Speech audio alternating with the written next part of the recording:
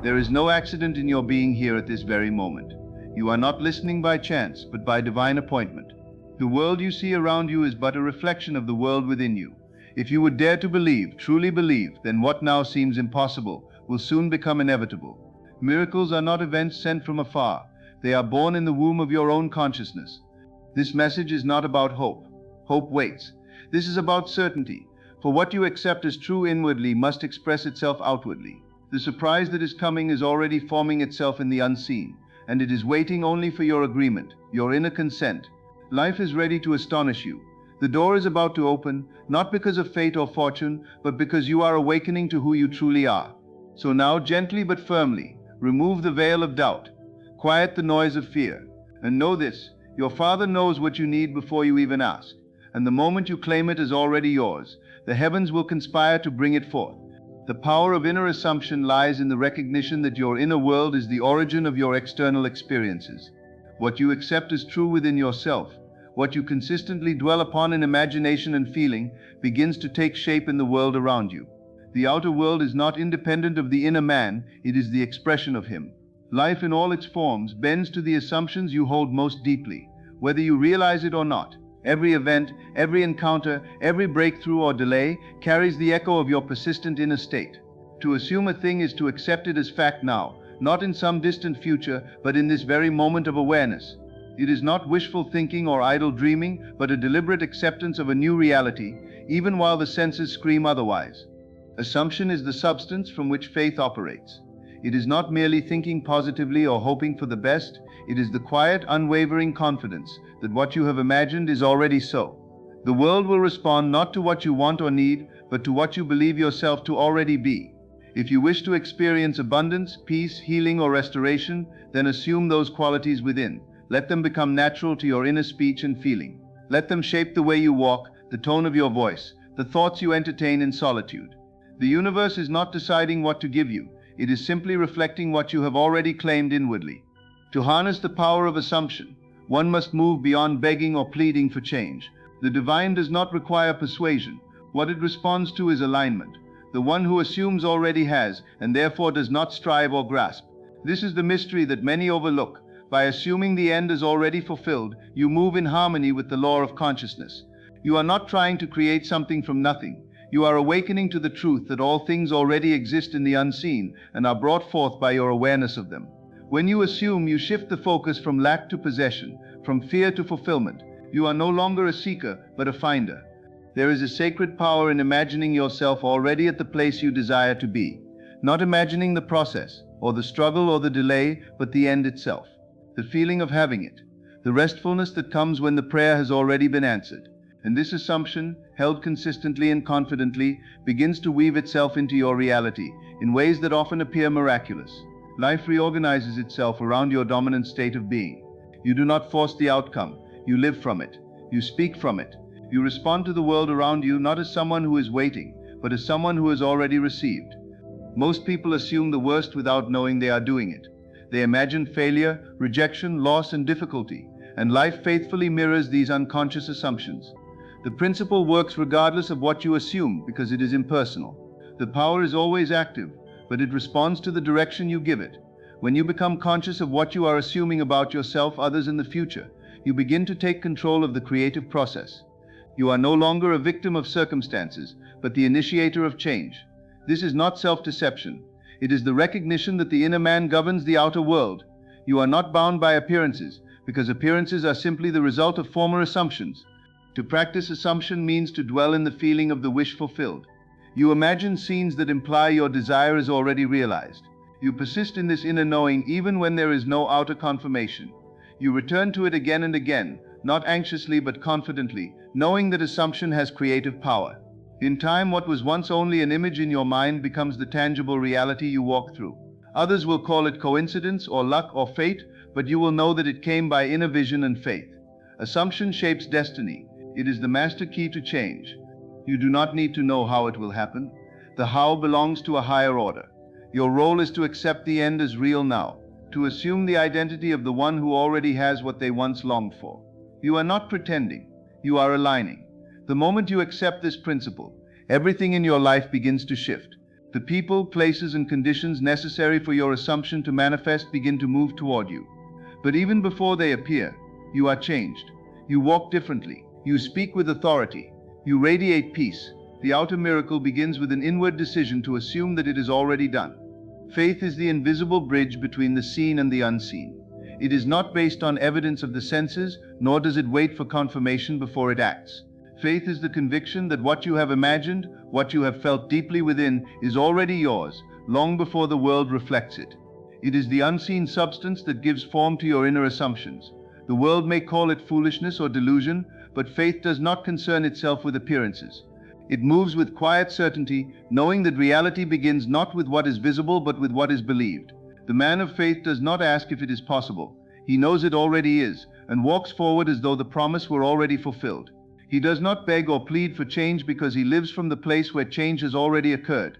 Faith does not look to the clock or the calendar. It is not moved by delay, nor is it shaken by the silence of waiting. There is a realm that exists beyond the senses, and it is there that true creation begins. Every structure, invention, and breakthrough began first in the invisible. Faith operates within this space. It is the power that lifts the mind above limitation and anchors the soul in divine assurance. It allows a man to stand in the midst of lack and see abundance, to face sickness and feel health, to endure rejection and know acceptance. It is not imagination divorced from truth. It is truth birthed in imagination. The world, bound by logic and facts, may resist this principle, but the soul that has awakened knows better. Faith is not weakness, it is strength. It does not tremble in the storm, it walks on water. It does not deny reality, it rewrites it from the inside out. Every person lives by faith, though few are aware of it. Each moment you act, speak, or expect something, you are exercising belief in something not yet seen. Whether you expect the worst or the best, you are placing your trust in a future not yet visible. The difference lies in where your faith is placed. Some place faith in fear, in patterns of pain and disappointment, and they receive according to their belief. But those who direct faith toward the unseen promises of a higher reality walk in a different kind of power. They become immune to circumstances, not because they ignore them, but because they have trained their inner eye to see beyond them. They have learned that what they feel is true within themselves must eventually find expression without. They no longer seek signs, they become the sign. Faith is the movement of awareness toward a reality not yet visible to others.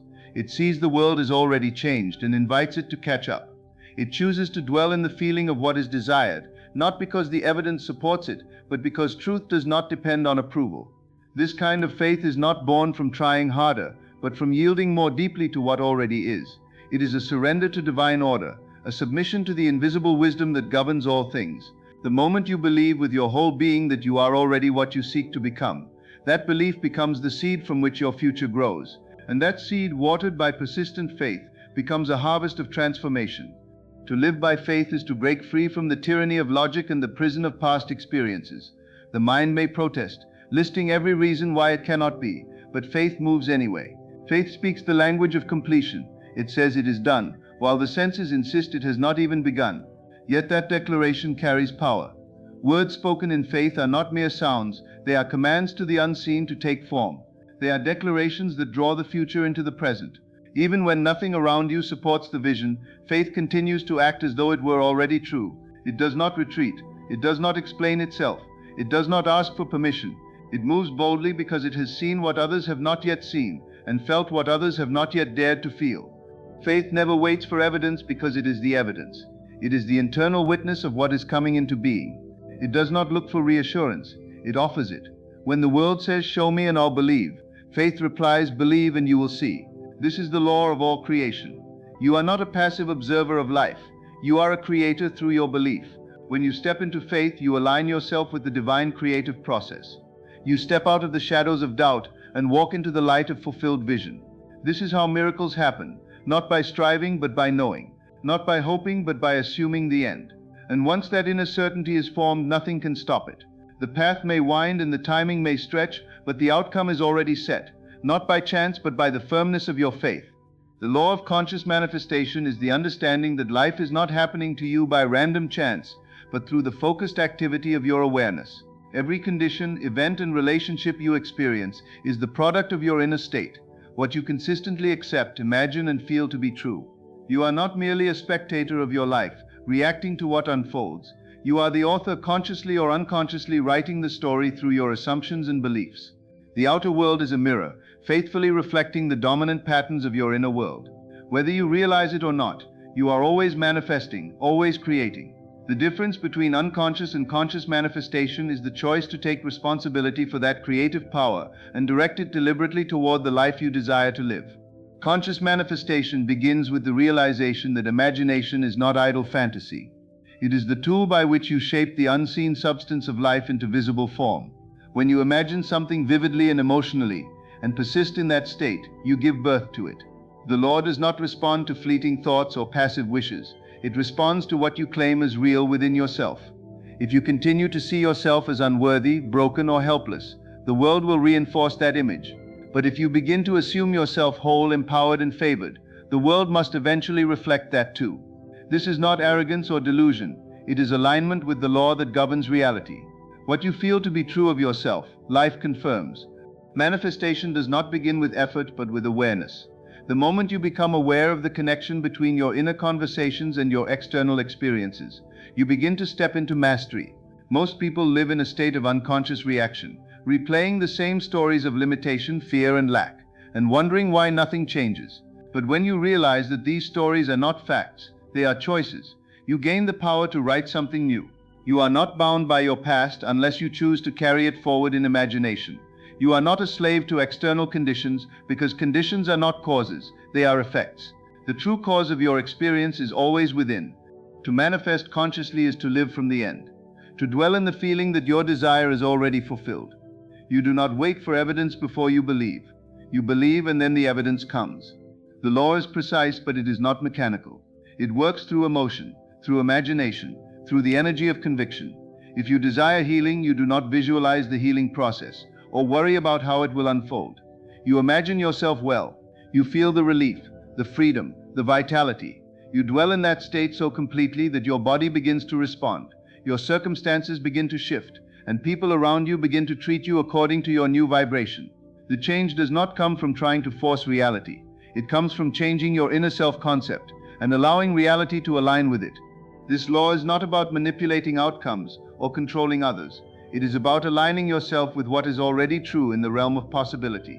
Every potential already exists. You do not create it from scratch. You choose it.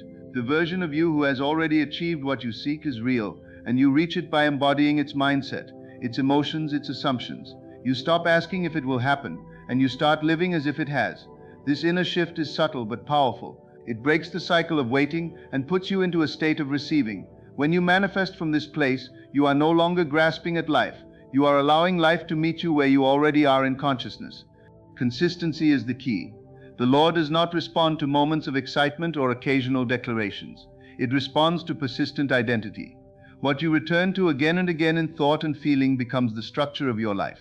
This is why it is vital to guard your inner conversations, to become mindful of the stories you are telling yourself throughout the day. Are you imagining defeat, rejection, and struggle? Or are you dwelling in images of success, love, and peace? Your life will answer that question, not with words but with results. You can only experience what you have inwardly accepted as possible for you, not just intellectually but emotionally and spiritually. To manifest consciously requires trust in the unseen and a willingness to let go of the need to control the process. You are not the one making the manifestation happen. You are the one allowing it to happen by remaining faithful to the state of already having it. There is a higher intelligence, a divine order that responds to your inner stance. When you surrender to that flow, when you release the tension of needing and step into the freedom of having, everything around you begins to cooperate with your vision. Opportunities arise, people show up, and what once seemed distant becomes undeniable. The law is always working, always responding, and when you learn to work with it consciously, you begin to see that nothing is impossible. Everything begins within. Everything begins with what you dare to believe. Silencing doubt and expecting the miracle is not an act of willpower, but an inner shift in perception, where you choose to no longer entertain the voice of fear that insists you must see before you believe. Doubt is the resistance that stands between the desire and its fulfillment, not because it has power of its own, but because it takes your attention away from the reality you are creating within. Every time you doubt, you are reinforcing the very condition you long to change. Doubt speaks the language of delay and separation. It says, what if it doesn't happen? What if I'm not enough? What if I'm only imagining all of this and nothing will ever change? These are not innocent questions. They are subtle agreements with the opposite of your desire. They keep you anchored in a state where miracles remain concepts instead of lived experiences. To silence doubt is to cease arguing with your own potential. It is to quiet the mental chatter that demands guarantees, evidence, and confirmation before it will believe. But miracles do not arise from conditions. They arise from consciousness.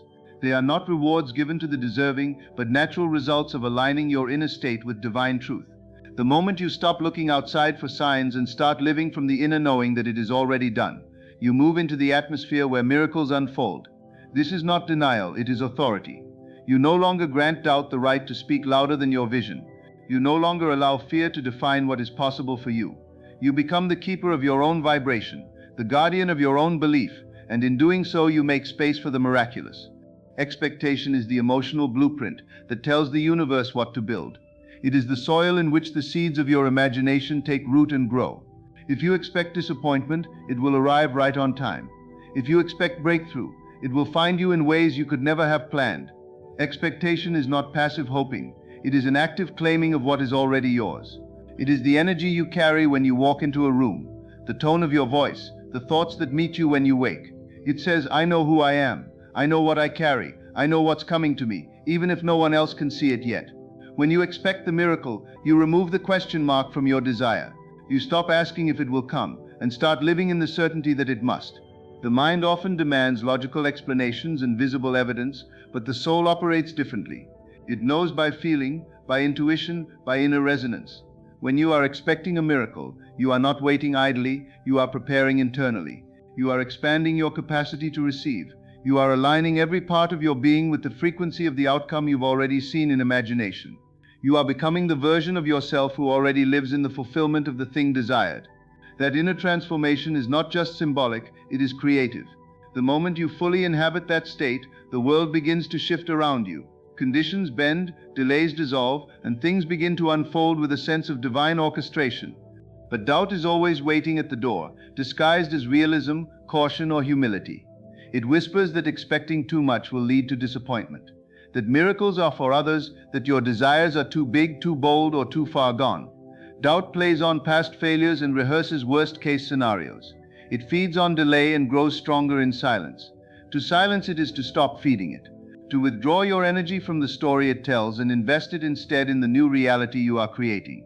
You do not fight doubt by arguing with it, you disarm it by no longer believing it. You turn your attention inward, return to the vision, feel the joy of already having, and allow that feeling to become your new normal. The miracle does not come because you begged hard enough or waited long enough. It comes because you became the person who could receive it. It comes because you expected it, prepared for it, and made a place for it in your consciousness. It comes because you refused to entertain the lie that said it couldn't. When you dwell in the feeling of expectancy, you are no longer questioning, no longer analyzing, you are knowing. And that knowing becomes the vibration that calls the invisible into form. Others may not understand how or why it happened, but you will know it was always in motion, always waiting for your agreement, always ready to meet you the moment you chose to believe. When you release the grip of doubt, you return to the natural state of faith that every child knows instinctively. You return to the deep trust that says life is for you, not against you, that the desires in your heart are not accidents, but blueprints, that the invisible is more real than the seen. Expectation becomes your resting place, not because you've figured everything out, but because you've stopped needing to. You have chosen belief over worry, vision over fear, and in doing so you have made yourself ready for the miracle to arrive in the perfect way, at the perfect time, without resistance, without hesitation, and without delay. Living in the feeling of the wish fulfilled is the key that unlocks the hidden doors of manifestation. It is the state in which the imagined desire becomes your internal reality long before any external sign appears. It is not about merely thinking positively or daydreaming about what could be, but about embodying the emotional and psychological atmosphere of already having it. The inner world becomes more real than the outer, and what you feel within yourself begins to override what you see with your eyes. This principle does not operate according to the rules of the senses, but according to the laws of consciousness. When you live in the end result, you begin to mold your thoughts, behaviors, and vibrations to match what is already yours, and by doing so you summon the unseen into the seen. The feeling is the secret because it is the language of the subconscious mind, and the subconscious creates reality without question or hesitation. It does not respond to the words you speak or the logic you use, but to the feelings you embody. If you feel like someone who is still waiting, still lacking, still unsure, the subconscious takes that as a command and reproduces conditions to match it. But when you feel the joy, peace, and gratitude of already receiving, even if nothing around you reflects it yet, you are planting seeds in the soil of the unseen, seeds that must grow into form. This is the power of assumption. You assume not with the mind but with the heart. You claim with emotion. You become one with the desired state and refuse to step out of it. To live in the feeling of the wish fulfilled is to move as though the miracle has already occurred. You no longer ask for signs because you are the sign. You no longer look to circumstances to validate your desire because your inner world has already made it true. You walk differently, speak differently, carry yourself with a new energy, not because you're pretending, but because you've shifted your center of identity. You are no longer chasing the outcome, you are aligning with it. There is no striving, no desperation, only quiet certainty. You are no longer trying to get to the destination, you are living from it. This is the sacred reversal that changes everything. The external world becomes the echo, not the source. The cause is within, the effect is without. This practice requires discipline, not in the form of rigid control, but in consistent awareness. Each time you are tempted to return to the old feeling of lack or doubt, you gently redirect your focus to the state of fulfillment. You close your eyes, breathe deeply, and remember who you are. You recall the feeling of being loved, healed, abundant, chosen, whatever your heart longs for, and you let that feeling saturate your being. You do not wait for the world to give you a reason to feel it. You create the reason from within. This is the life of the one who manifests consciously. He no longer waits to see, he feels to see, and in time the world must mirror that internal reality with absolute precision. Living in the end means your emotional reactions begin to change. You no longer fear setbacks or delays, because you know they cannot alter the final outcome. You've already seen the end in your imagination, and you know it is done. You begin to carry a calm confidence, a peace that passes understanding. Others may not grasp it, but they will feel it.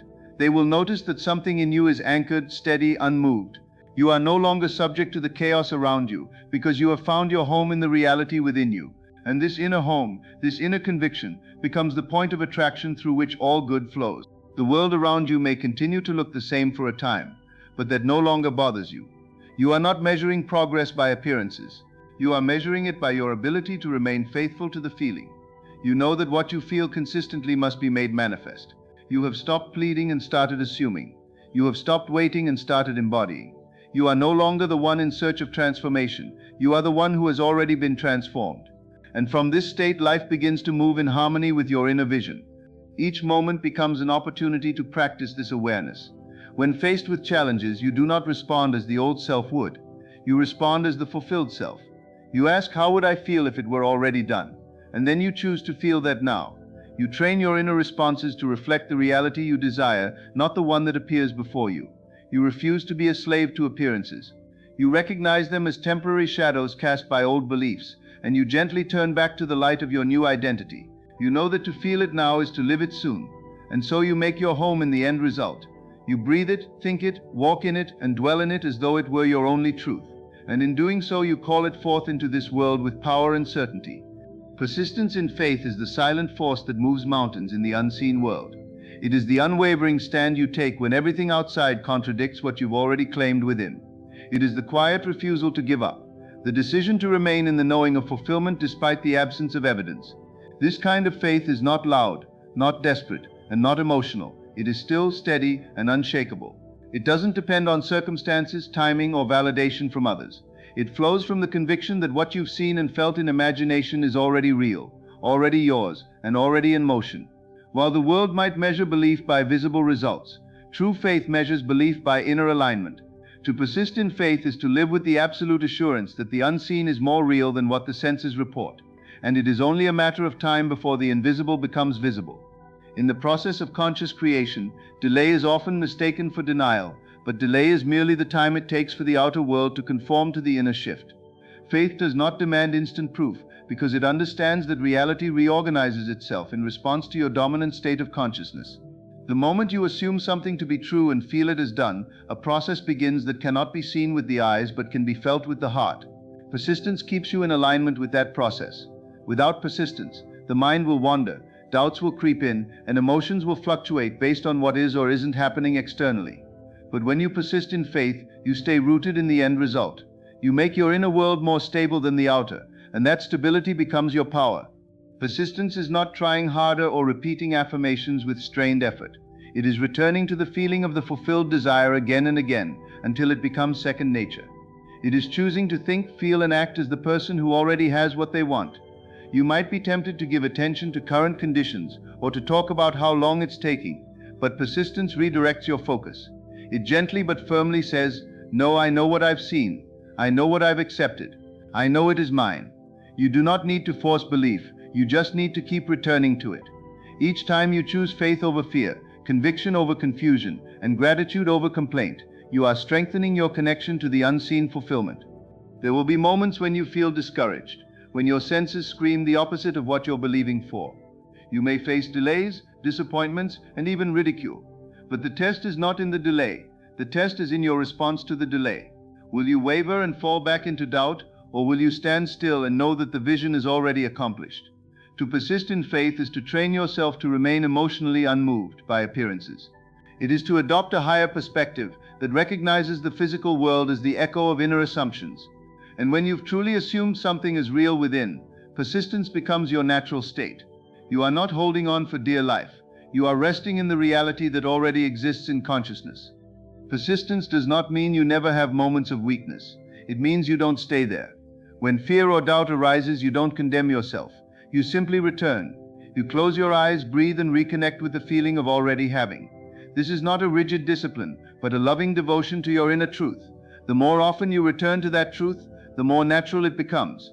Eventually, the state of faith becomes your home. You live there. You respond from there.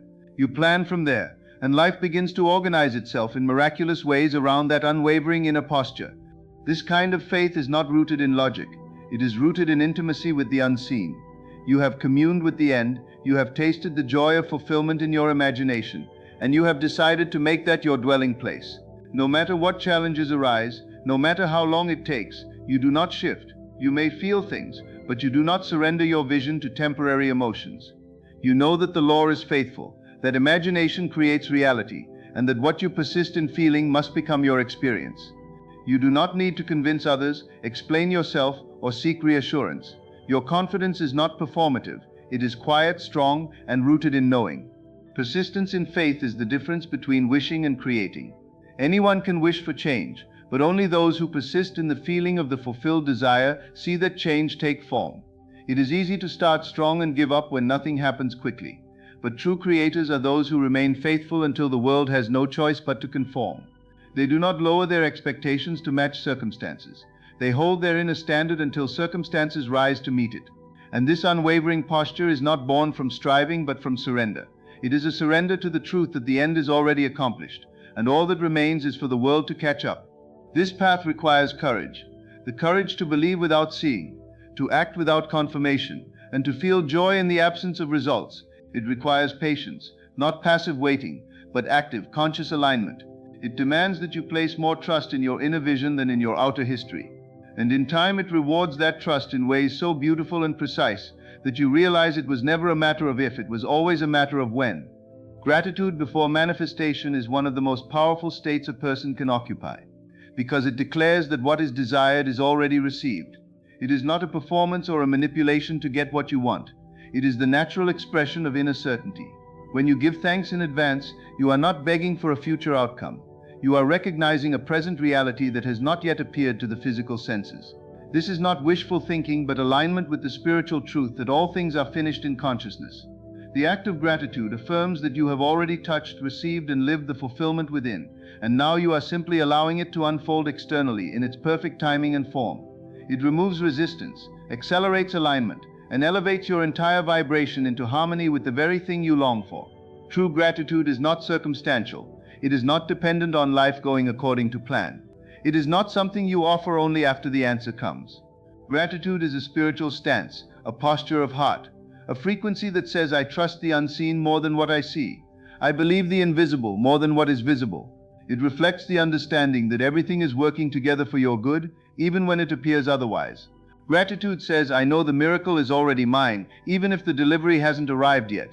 It shifts your awareness from lack to sufficiency, from longing to possession, from hoping to knowing. And when you dwell in that frequency consistently, you begin to magnetize the very fulfillment you're grateful for. When you feel gratitude before the manifestation, you are walking in faith that has substance. You are not waiting for something to happen to feel blessed. You feel blessed because you know it already has happened in the unseen. You close your eyes, enter the feeling of the wish fulfilled, and give thanks as though the answer has already arrived, because in spirit it has. This thankfulness is not forced or mechanical. It flows effortlessly from the inner conviction that the end is certain. And the more sincerely you feel this gratitude, the faster the physical world begins to shift. You no longer carry the vibration of waiting or wanting. You carry the vibration of completion, of satisfaction, of fulfilled desire, and the law of consciousness must reflect that state in experience. Gratitude also softens the heart and opens the mind to receive. It removes the tension of striving and struggling and replaces it with peace and confidence. When you are thankful, you are no longer trying to get, you are preparing to hold. You are not questioning whether or not the blessing will come. You are preparing your hands to catch it. Gratitude clears the static from your inner atmosphere and makes your awareness a landing ground for answered prayer. It transforms how you see the present moment, because you are no longer judging it as incomplete. You recognize it as part of the perfect unfolding of what you have already received spiritually. And that awareness, that state of thank you, becomes the very energy that allows the unseen to become seen. It is a mystery to the logical mind that you would give thanks for something you don't yet possess. But the spiritual mind knows that possession begins within. If you possess it in feeling, you possess it in essence, and the form must follow. Gratitude in advance is a testimony to your inner work. It is the signature of someone who understands how reality is shaped, not from the outside in, but from the inside out.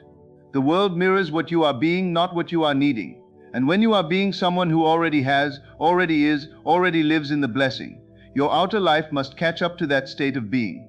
Giving thanks before the breakthrough is not delusion, it is divine intelligence. Gratitude also keeps your mind and heart from drifting into the vibration of lack. When you are truly thankful, you cannot simultaneously feel anxious, doubtful, or unworthy. Gratitude disarms fear. It neutralizes complaint.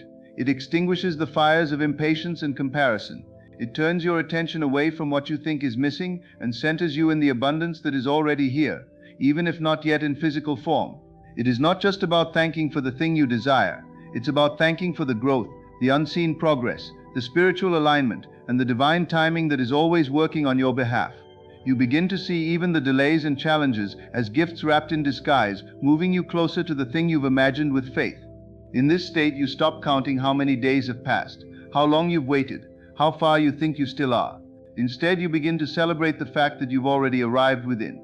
And when you live from that inner arrival, the outer arrival becomes inevitable. Gratitude becomes your dwelling place, not because everything is perfect, but because you know perfection is unfolding through every imperfect appearance. You begin to find joy not just in the arrival, but in the anticipation, in the faithfulness, in the knowing that every moment is a step into the reality you've already claimed. And that deep, quiet joy is the most fertile ground for miracles. When you learn to live from the end, to embody the feeling of your wish fulfilled, to persist in faith despite appearances, and to give thanks before anything changes, you no longer walk as a seeker, you walk as one who has already found. The power to create, to manifest, to receive miracles has never been outside of you. It has always been within, waiting for you to remember your divine authority, to assume the state of your desire, and to remain faithful to it without wavering. Life begins to respond not to what you ask for, but to who you are being. And when you choose to be the person who already has, already is, already knows, then the world must shift to mirror that truth. Miracles are not coming, they are already yours. The moment you accept them within, you open the way for life to surprise you in ways that leave no doubt. You were never waiting, you were always creating. Tonight I invite you to journey inward, beyond appearances, beyond circumstance, into the eternal workshop of creation, your own consciousness. For nothing happens by chance. Every event, every encounter, every unfolding of your world is the externalization of an inner state. It is not fate nor fortune, but feeling that molds the clay of life. As within, so without. We are not here to plead with powers outside of ourselves, but to awaken to the truth that the Creator and the creation are one, found within the human imagination. It is there in the secret place that we assume the feeling of our desires fulfilled. And when that assumption hardens into fact, we call it reality. but the seed of every manifestation is sown long before its harvest, sown in the silence of your mind. Tonight you will come to see that the law which governs all creation is simple. Consciousness is the only reality. Change your inner conversation and your world must conform. Accept this truth and you will cease to live reactively. You will rise in dominion. For nothing is accidental and nothing is withheld. All is yours if you will only claim it within. Consciousness is the only reality. This idea, though radical to the reasoning mind, is the foundation of all spiritual creation and the source of every outward experience.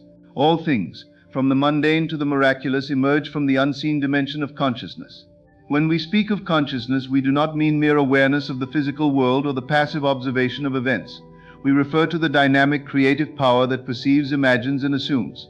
This power, though invisible, is the first cause of everything visible. It is not reactive but causative.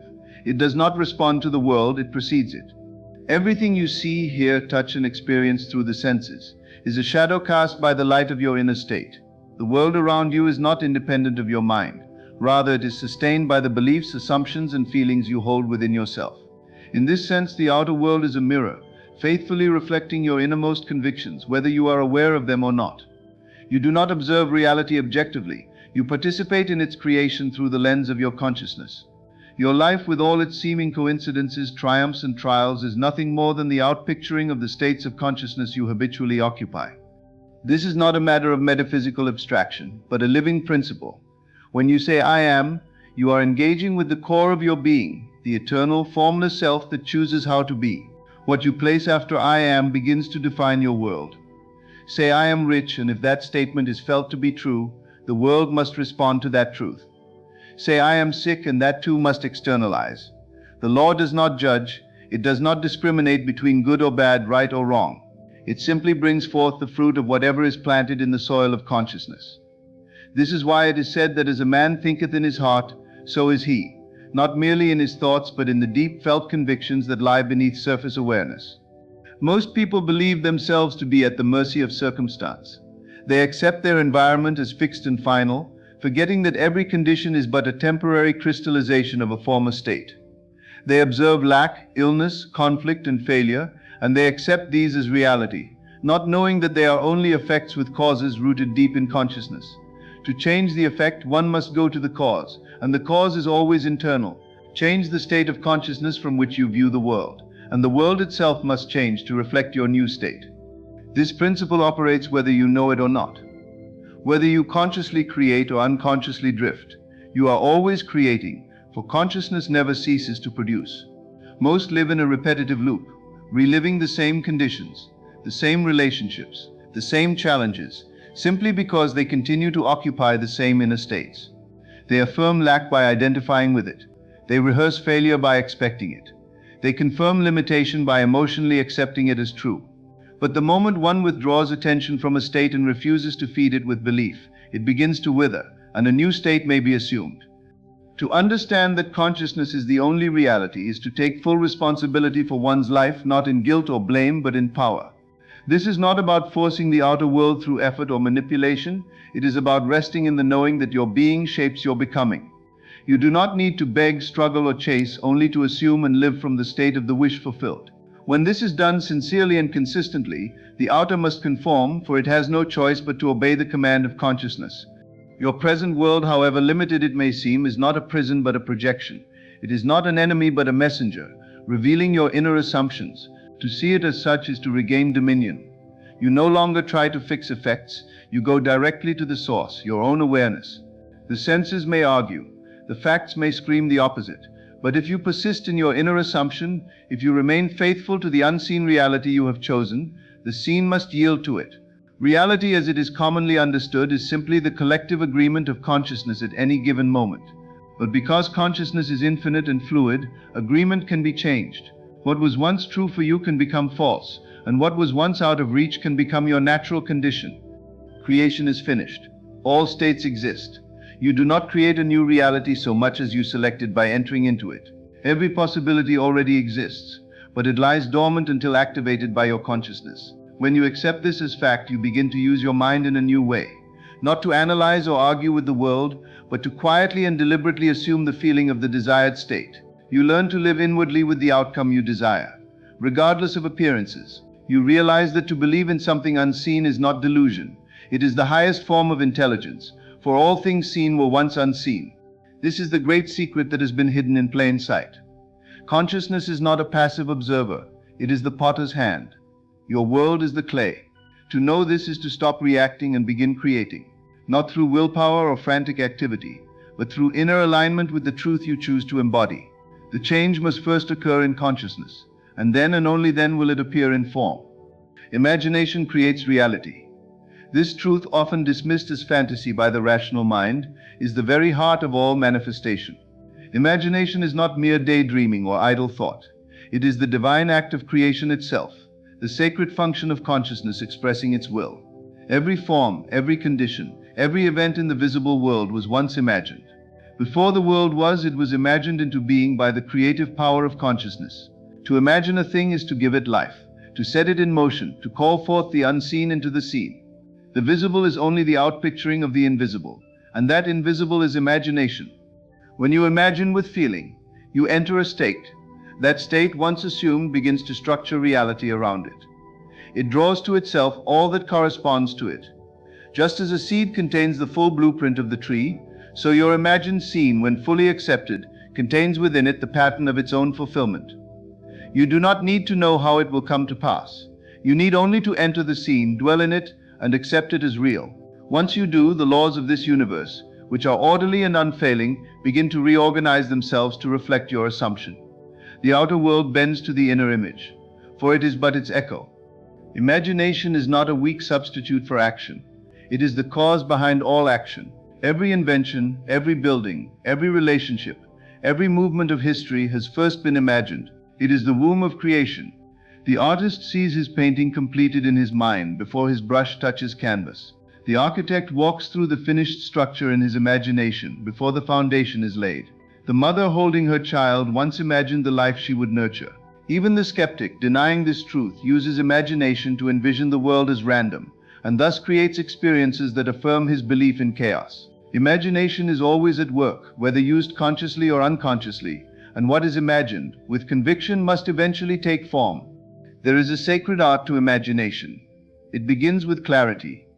You must know what you want, not vaguely or in passing, but with the conviction of one who sees it clearly. Then you construct a scene, a short, vivid, sensory-rich scene, which implies the fulfillment of that desire, not the process of getting there, but the end itself.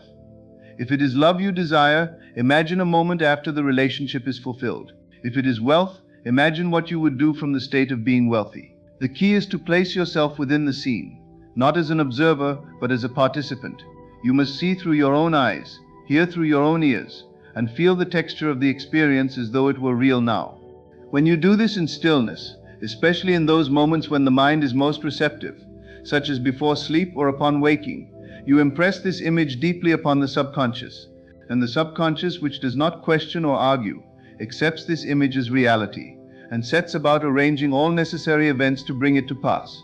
You are not forcing the outcome, you are living it inwardly. And because imagination is the only creative power, the outer world has no choice but to reflect the inner scene. Most people imagine only in reaction to the senses.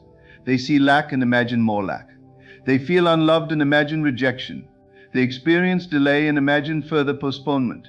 In doing so, they bind themselves to an endless loop of the same conditions. But those who learn to imagine from the end and not merely about the end, break that cycle. They begin to live from a state that is independent of appearances. They learn that the imagination, once accepted as truth, is more real than what the senses suggest. The senses only report past states of consciousness. Imagination reveals the future state already finished, waiting to be claimed. This is not to deny the outer world, but to reinterpret it. What you now see and touch is the result of former imaginings. To change it, you do not fight or argue with the facts. You rise above them. You enter the world of imagination and construct a new reality, one that feels natural and true. When you persist in that state, regardless of appearances, you give birth to a new expression. This is how all things come into being, not by effort alone, but by inner vision. Imagination is the bridge between the seen and the unseen. It connects the finite self to the infinite source. It is the divine faculty that allows man to create as God creates, not through toil but through vision. The stories you tell yourself in imagination become the scripts of your life. If you do not like the current scene, you must rewrite it. Not on paper, but within. You must close your eyes, detach from the evidence of the senses, and enter the world as you desire it to be. You must dwell in the new story, feel it, believe it, love it, until it begins to feel more natural than the one you wish to leave behind. This power is not given to a chosen few. It is the birthright of every being. You are always imagining and therefore always creating. The question is not whether imagination works, but whether you are using it wisely. You may imagine with fear or with faith, with doubt or with certainty, with resentment or with gratitude. But whatever you imagine, especially with deep feeling, will find its way into form. That is the law, and it operates with perfect precision. The universe is not responding to words, but to states of being. And the most powerful tool for entering a state is imagination. Assumption precedes manifestation. This is a law, not a theory. It is the spiritual principle by which all things come into being. Before anything is made visible, it must first be assumed as true within consciousness. The outer world, with all its seemingly random events and outcomes, is nothing more than the unfolding of inner states that were once assumed, whether consciously or unconsciously. To assume something is not to wish for it, nor to hope weakly that it might happen. To assume is to take it as already true, to accept it without question, to feel its reality so vividly that it becomes your natural state. It is an inner conviction that goes beyond thought into experience. You live from the end, not toward it. You feel the result before it appears, and because the universe is reflective, that inner assumption must manifest itself outwardly in time. Most people make the mistake of thinking that they must first see the change before they believe it. But the creative process works in reverse. You do not manifest by observing what is, but by imagining what could be, and assuming it is already so. The seen world is always a result, never a cause. It is an echo, not a voice. Therefore, to try to change the outer world without first changing the inner assumption is to work in vain. It is like trying to change your reflection in the mirror without changing your expression. The assumption must come first, and when it is persistent and dominant, the outer must conform to it. Assumption is the act of faith that bypasses logic. It disregards appearances. It sees the invisible and hears the inaudible. When you assume the feeling of your wish fulfilled, you are not pretending. You are aligning yourself with the reality that already exists in the unseen. All things exist now in imagination. Every outcome, every possibility, already lives in the infinite potential of consciousness. To assume one is to select it. You are not creating from nothing. You are choosing from all. By assuming it as true and living from that assumption, you call it forth into visibility. What was once invisible becomes visible because your state of consciousness made it so. This is why the law does not care about appearances or logic. It does not care if your current circumstances seem to contradict your assumption. It only responds to the feeling behind the assumption. If you persist in the assumption, the facts must eventually rearrange themselves to match. There is no room for doubt in this process. Doubt is the denial of assumption.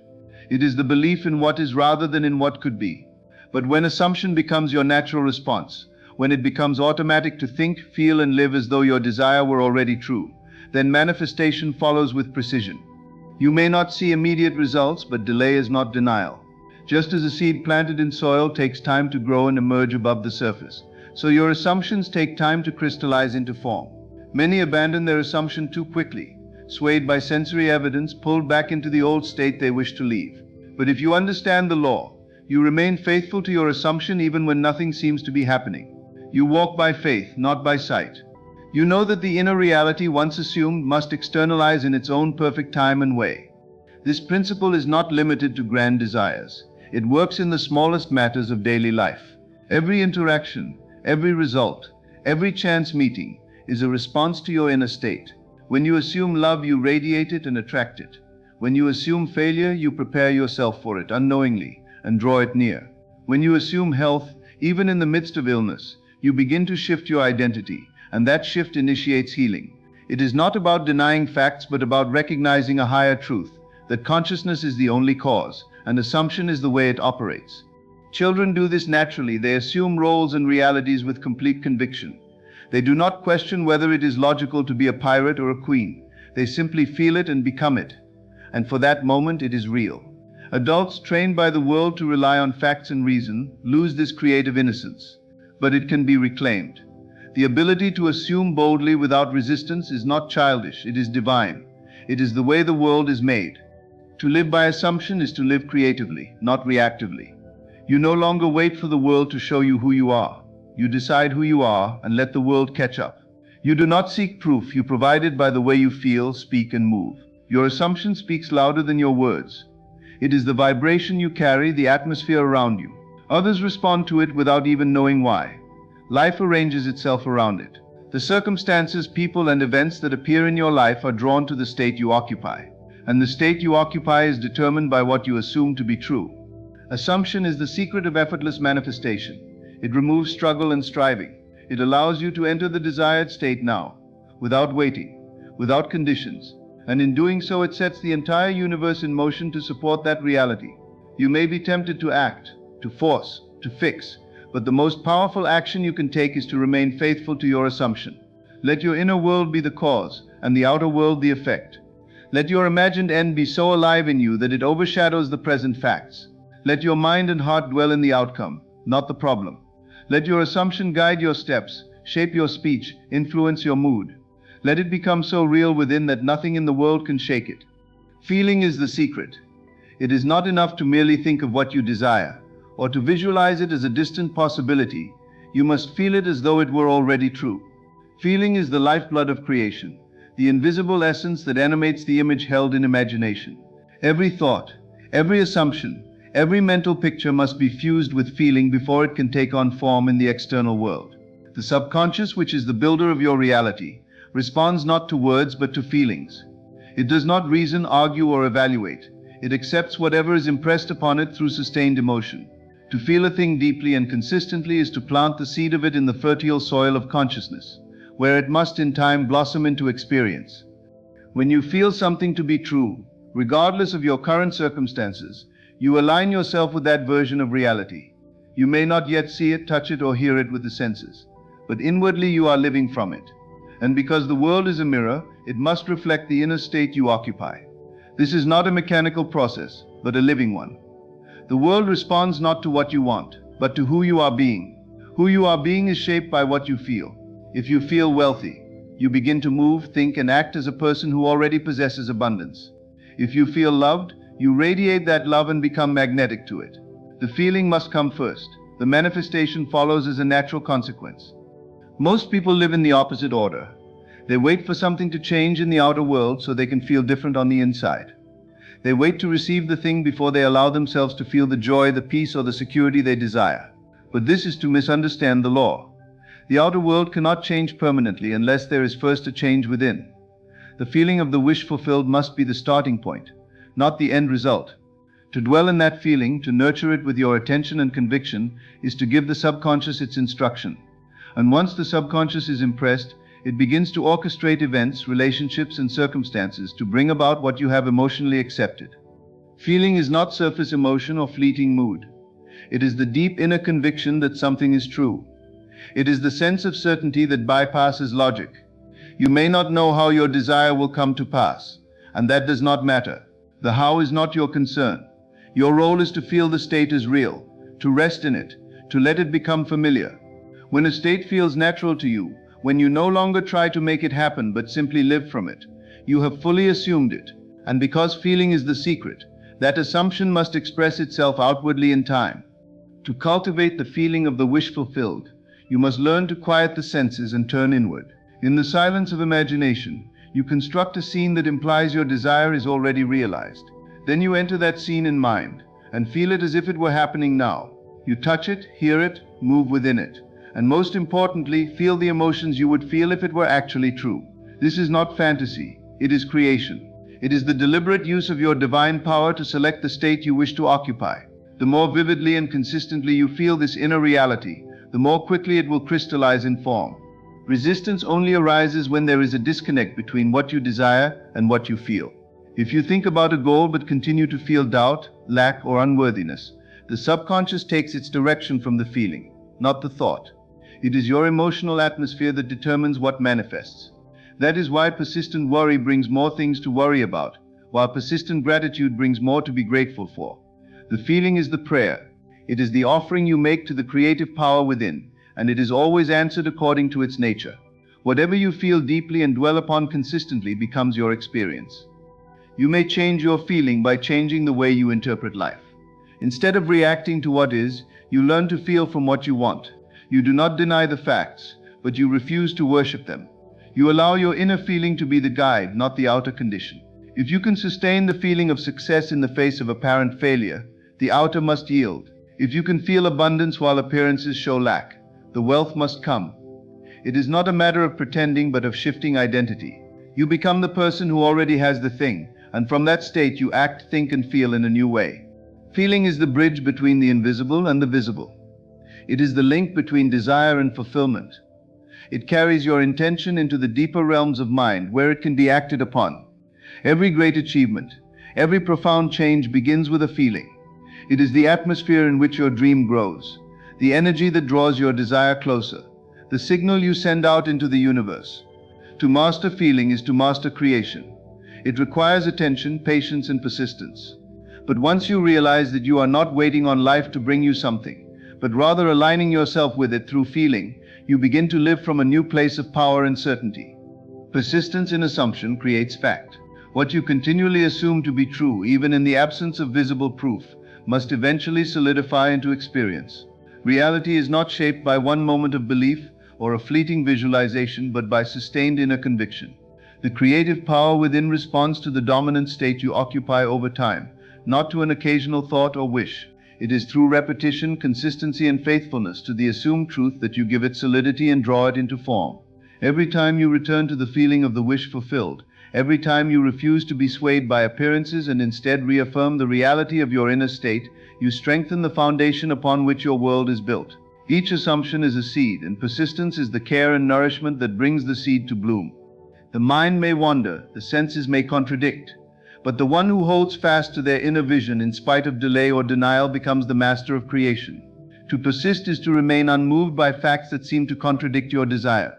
It is not stubbornness or denial of what is, but the disciplined choice to dwell in what you choose to be true. The world will always test your faith in your assumption. The senses will offer evidence that seems to disprove what you have claimed inwardly.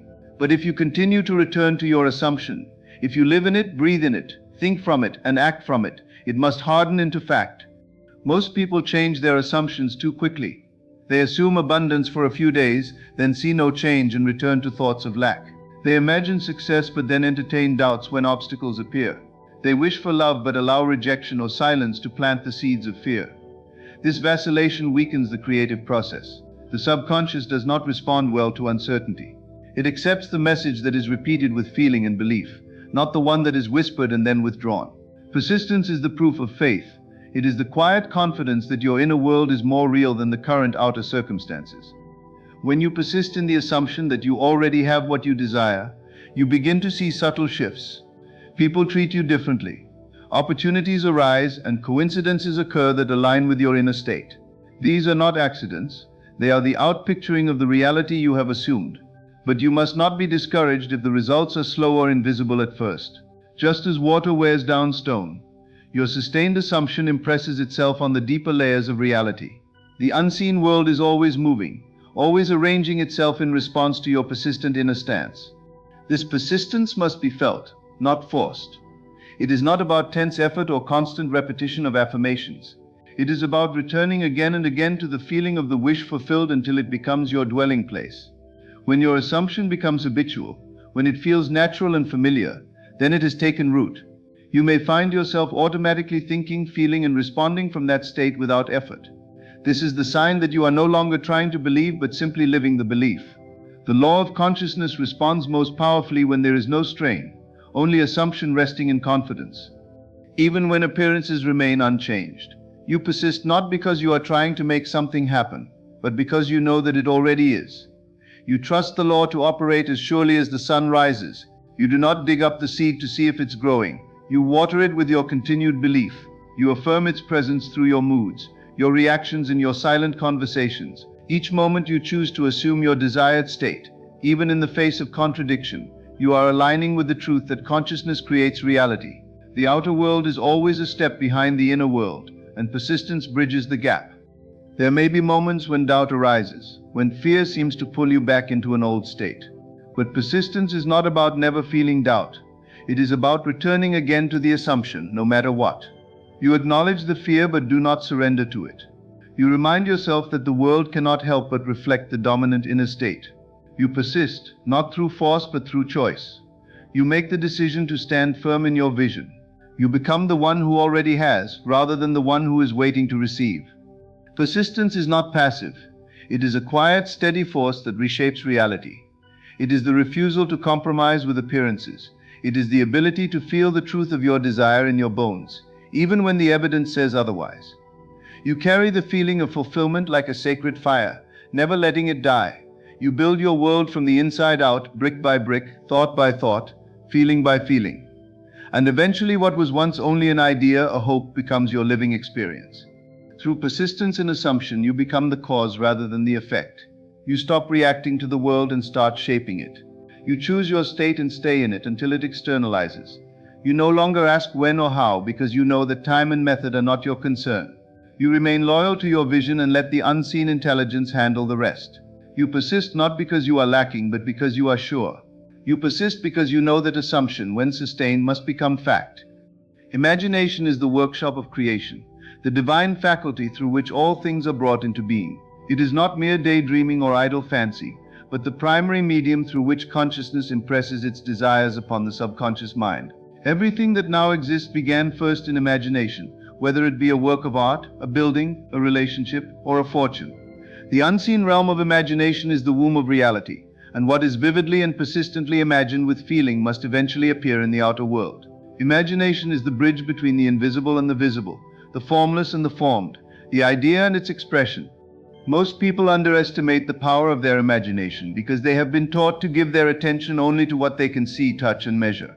They trust the evidence of the senses above all else and treat imagination as fiction rather than fact.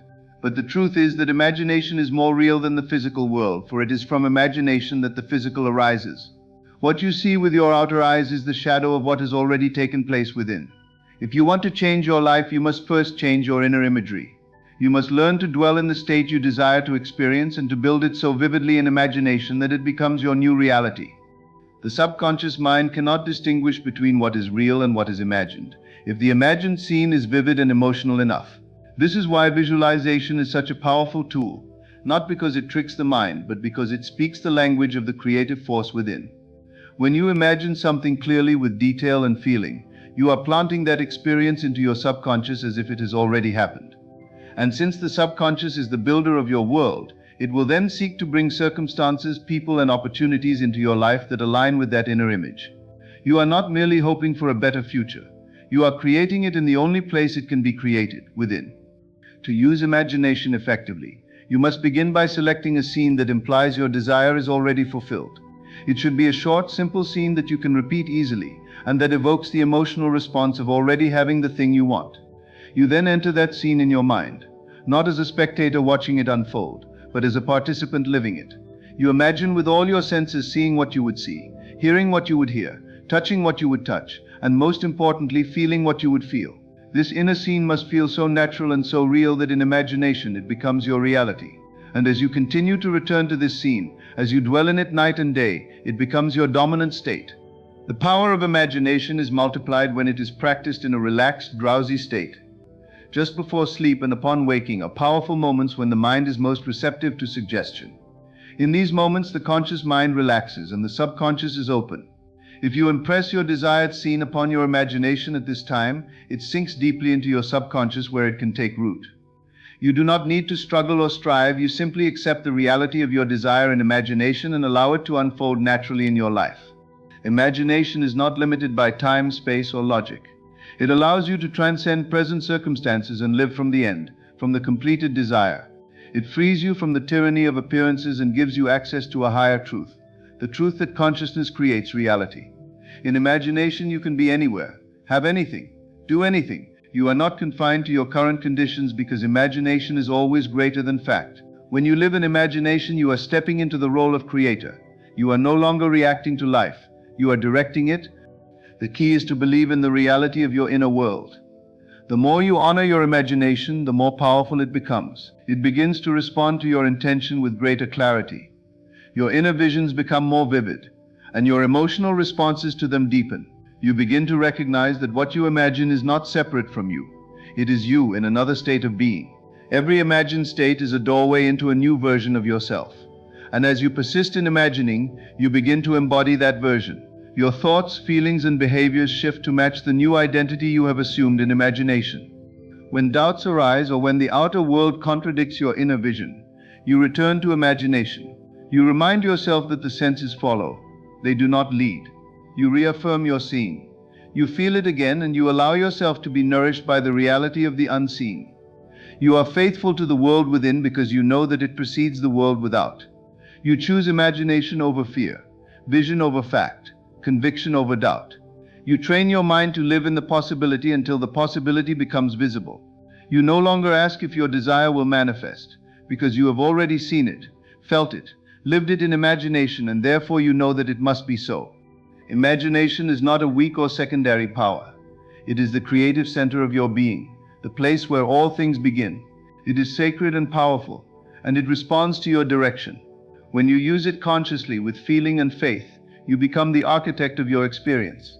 You step into alignment with the divine nature within you, the nature that calls those things which are not as though they were. You begin to experience life not as something happening to you, but as something happening through you, shaped by the images and emotions you hold within. Gratitude is the energy of fulfillment, the vibration of already having received, and the key that unlocks the doors of unseen blessings. When one lives in the spirit of gratitude, they are no longer pleading for change, but acknowledging the reality of the change that has already taken place within. It is not a reaction to something that has happened in the outer world, but a declaration that something has shifted internally. Gratitude aligns you with the frequency of your desire because it assumes that the gift is already given, the prayer already answered, the state already attained. In expressing sincere gratitude for what has not yet appeared in form, you are claiming possession of it in consciousness, and what is claimed within must in time reflect without. Gratitude is not limited to polite thanks for obvious blessings or courteous acknowledgement of favorable outcomes. True gratitude is a creative act, a mental and emotional alignment with the truth of the wish fulfilled. It is the inner posture that affirms, "This is mine. It is done. I am already that." In this way, gratitude is the evidence of faith. It does not look to the outer for confirmation. It provides its own confirmation through the felt sense of appreciation. You are not waiting for the outer world to give you a reason to feel grateful. You become grateful now, and in doing so you call into form the experiences, conditions, and relationships that correspond to that gratitude. When you practice gratitude from the end, thanking life for what you have already received in the unseen, you shift your state of being. You move from the vibration of lack and longing into the vibration of completion. This shift is not theoretical but energetic, and consciousness being the only cause, that energetic state must be mirrored back to you. Every moment of true gratitude is a moment of creative power. It is not a passive emotion but an active declaration of identity. You are saying, "I already have it, I already am it." In this way, gratitude becomes the language of creation, speaking directly to the subconscious in a way that reason and effort cannot. This is why gratitude can transform circumstances more powerfully than worry, force, or resistance. Where resistance tightens and delays, gratitude softens and allows. Where fear pushes away the desired state, gratitude draws it near. It opens the heart and calms the mind, creating space for the new to enter. It suspends the need to control and replaces it with trust. You begin to live as though the desire is already realized, and from that living, the world begins to reflect back to you the forms that match your feeling. Gratitude thus becomes not only a response to life, but a tool to shape it. To embody this principle is to infuse gratitude into every aspect of your inner world. You become thankful for the answered prayer before it shows up, for the healing before the symptoms vanish, for the opportunity before the door opens. You speak words of thanks in the silence of your own mind and feel the warmth of appreciation in your chest even when nothing has changed around you. This inner state becomes your home, your resting place, your dwelling.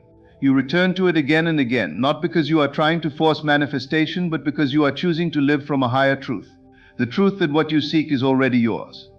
Gratitude also dissolves the illusion of separation. When you are truly grateful, you are not in want. You are not reaching, striving, or lacking. You are one with your desire, and in that unity all fear dissolves. Gratitude is the recognition that you and your desire are not apart, but already joined in consciousness. This joining is the seed of manifestation. When you live from this place, the need for struggle falls away. You are no longer trying to become something, you are simply being that which you already are. And because the world is always a mirror, it must show you more of what you are being. Practicing gratitude in this way does not require perfect conditions or ideal circumstances. It is most powerful when practiced in the midst of contrast. When you can be thankful in the face of challenge, you are declaring that the inner truth outweighs the outer appearance. You are refusing to let the temporary dictate the eternal. You are anchoring yourself in the unseen and calling forth a new reality. The more consistently you can hold this state, the more your life begins to shift around you.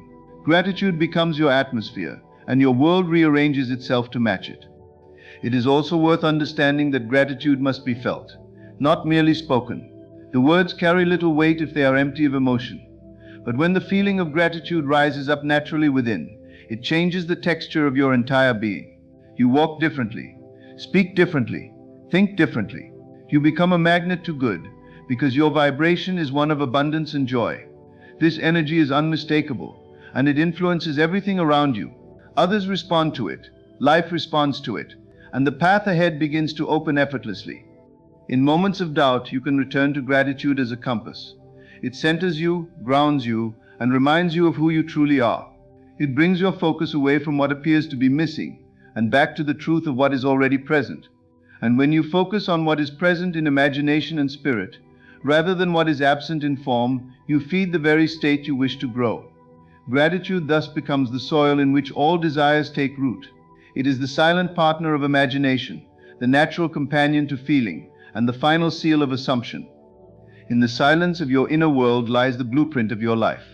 And every moment you dwell in the feeling of your fulfilled desire, you are writing that blueprint anew. There is no fate outside of your consciousness, no destiny apart from the states you choose to occupy. The law of conscious creation does not demand effort, sacrifice, or struggle. It requires only that you take responsibility for your inner conversations, that you persist in your assumptions, that you use your imagination boldly, and that you give thanks before you see.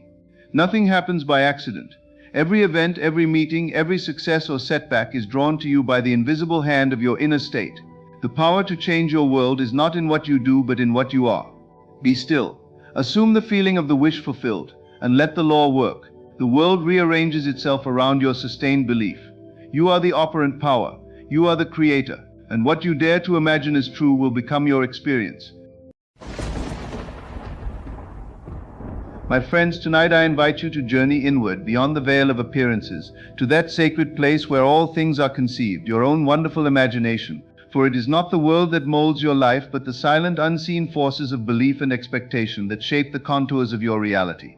You see, the outer world is nothing more than a mirror, faithfully reflecting back the inner arrangement of your thoughts and convictions. Change your assumption, and you change the world you walk through. Assume the feeling of the wish fulfilled. Not tomorrow, not someday, but now. And reality will reconfigure itself to match the image held in the mind and felt in the heart. There is no power outside of you determining your fate. You are the operant power. As you believe, so shall it be done unto you. Tonight let us uncover these hidden laws and awaken to the truth that what we expect with conviction, we create with certainty. You said, write 7 key points of this speech. Just name. ChatGPT said, sure. Here are 7 key points of the speech titled The Unseen Forces of Belief and Expectation. The world is a mirror of inner belief. Imagination is the creative power. Assumption precedes manifestations. Manifestations, expectation as a silent command. The law of consciousness in action. Feeling is the secret to reality. You are the operant power. You said, long explain point 1. Without headings, up to 800 words without concluding sentences. ChatGPT said, the world you see around you, the events you encounter, the people you meet, the circumstances that shape your days, these are not random, disconnected phenomena. They are reflections like images cast upon a mirror, born not from the external but from the internal structure of your own beliefs. To understand this is to begin seeing life not as a sequence of cause and effect rooted in the material world, but as a living echo of consciousness itself. The experiences you face are not imposed upon you by fate, chance, or the will of others. They arise from the assumptions you carry within, often unnoticed yet profoundly active. When one holds a belief, whether it is empowering or limiting, that belief becomes the blueprint by which reality is formed. These beliefs operate beneath the surface of the mind, often cloaked in familiarity, shaping perception in such a way that one begins to see only what aligns with those internal convictions. If, for example, you believe the world is hostile, your mind will filter every encounter through that expectation, interpreting even neutral actions as confirmation of that hostility. Likewise, if you hold the belief that life is generous, your eyes will be drawn to its blessings, and your actions will naturally lead you into situations that reinforce that view. It is not the outer world that must change first. It is the inner attitude. The outer world bends in response to the dominant beliefs held within consciousness. This bending is not always immediate, but it is certain. The moment you assume something to be true, even without physical proof, the world begins to move, subtly at first, aligning itself to deliver that which has been accepted as real. The change in belief acts as a silent signal sent out into the field of experience, and the world, being nothing but a reflection, responds with matching form. This process is often misunderstood because it appears to defy logic. The world teaches that action is the primary means of change, that effort and struggle are the paths to success, and that circumstances are fixed until physically altered. But beneath the physical layer lies a deeper structure, consciousness itself. That which you accept as true within yourself, regardless of appearances, becomes the seed that grows into form. The outer world is clay, shaped not by your hands but by your inner conviction. And once you recognize this, you no longer need to wrestle with conditions or force outcomes. You begin instead to turn inward, to examine the beliefs you carry, to notice what you consistently expect and assume, and to shift these quiet forces into alignment with the reality you desire. The mirror cannot change its image until the person before it changes their expression. The same is true for life. To demand a different outer world without changing the inner state is like pleading with a reflection to smile while frowning into the glass. It cannot be done. But once the inner expression changes, once you embody the belief in a new possibility, the mirror has no choice but to reflect that shift. The change may not come instantly, but it is inevitable. For belief impresses itself upon the subconscious, and the subconscious knows no difference between truth and falsehood. It simply accepts what is given to it and brings it forth. Most people are unaware of the power of their beliefs because they do not observe their thoughts or feelings with clarity. They believe they are reacting to the world, when in truth they are projecting it. A man who believes he is unworthy may enter a room and see only rejection, even if none exists. He may act in ways that invite dismissal, confirming his belief.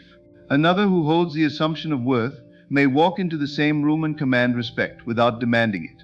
The difference is not in the world, but in the belief. This unseen force silently orchestrates behavior, perception, and outcome. When the idea that the world is a mirror is truly grasped, life becomes an entirely different experience. Responsibility shifts inward. One no longer feels like a victim of outer events, but a participant in a living dream shaped by thought and feeling. This does not mean blame, it means power. It means the ability to revise, to imagine anew, and to allow those imaginings to replace the old assumptions that have outlived their purpose. The moment you see that what you consistently believe is what you consistently experience, you step out of the illusion of powerlessness and into the awareness of your creative nature. This inner architecture of belief is not confined to the intellect. It resides in feeling. A belief is not just a thought repeated. It is a feeling accepted as truth. One may say 1,000 affirmations, but if the feeling of the belief contradicts the words, the feeling wins. The subconscious listens not to words but to the emotional charge behind them. This is why assumptions, those quiet inner positions we take for granted, are so powerful. They are not loudly declared but deeply felt. They operate in the background, generating experiences that seem to emerge from the world, but which in fact originate in consciousness. Your entire world, your relationships, your health, your finances, your opportunities, is a reflection of your internal configuration. To change the outer, change the inner. This is not wishful thinking or fantasy, it is law.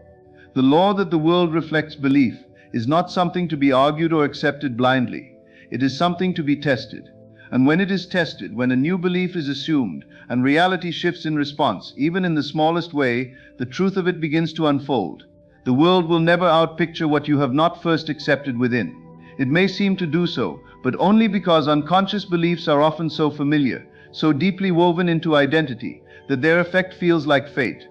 You said, long explain point 2 without headings up to 800 words without concluding sentences. ChatGPT said, imagination is not merely a faculty of the mind reserved for artists, children, or dreamers. It is the creative power itself, the divine instrument through which all things are made visible in the world of form. Everything that exists, everything that has ever been built, written, spoken, or lived, first began as an image held within consciousness. Before it was seen by the eye, it was seen within. Imagination is the womb of reality, the invisible substance out of which all visible things are born. To understand the power of imagination is to understand the foundation of creation itself, for nothing can exist in your world unless it first exists in you. When one imagines, they are not indulging in fantasy, but participating in the most sacred of acts, the act of creation.